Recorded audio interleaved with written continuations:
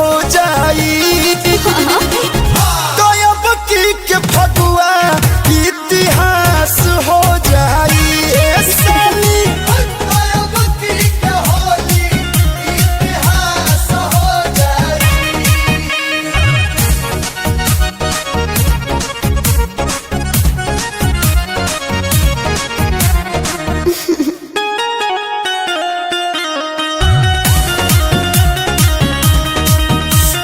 सुखा सुखा कद चटर चटर जवानी भई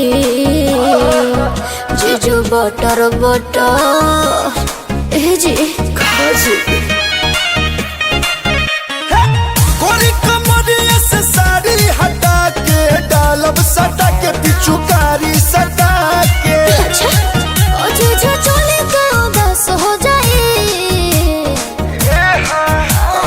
कोरा में हमारा लिमिट सब करस हो जाई। तो अब की के फगुआ इतिहास हो जाई।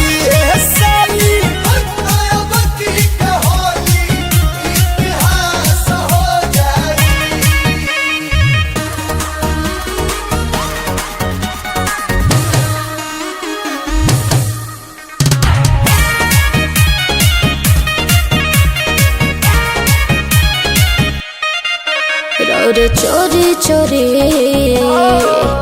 यह खाता चले जनी हसु प्रियांशु के कुछ पता चले बात बुझे नहीं ना हो हाँ? ना हो तू होता बेलू बड़ी में हर के माजा पाजा में आजा सुना पाजा में आजा। अकलो खला कुछ खास हो जाए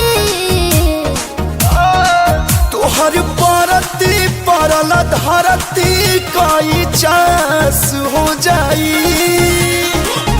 तो अब की के फगुआ इतिहास हो जाई। सोना अब की के होली इतिहास हो जाई।